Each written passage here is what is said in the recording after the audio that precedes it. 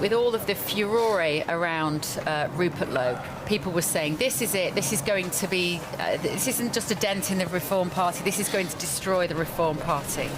And over the weekend, people were saying, Rupert who?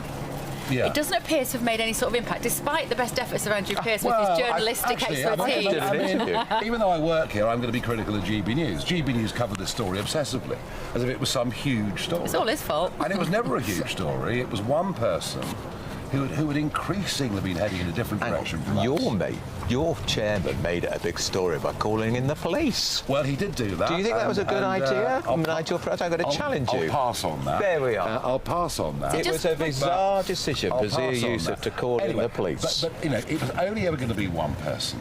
And the upshot of this, what it really tells you is that X is not the real world. Yeah. Correct. You know, Twitter as it was now. Twitter as it was is not the real world. So, yeah, you know, when you get problems in life, the best thing is to confront them. Would you have him back now in the party, Rupert Lowe, after all of this? Ben Habib, is there a way back for Ben?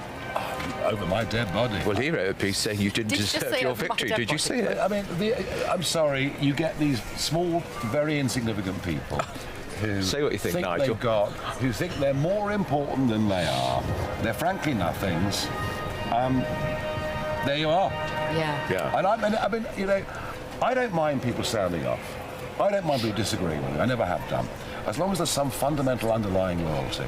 And that's the one thing I demand. Yeah. You just kept the ship steady, it seemed, as an observer, when all of the headlines were about Rupert Lowe and Ben Habib and whether this was a split in the political right. You just kept your hand on the tiller, it seemed, and you just carried on in that direction towards those local council elections where you've swept the board by any definition and that by-election. Were you confident, Nigel, all the time throughout that process that it was going to go that way? Of course.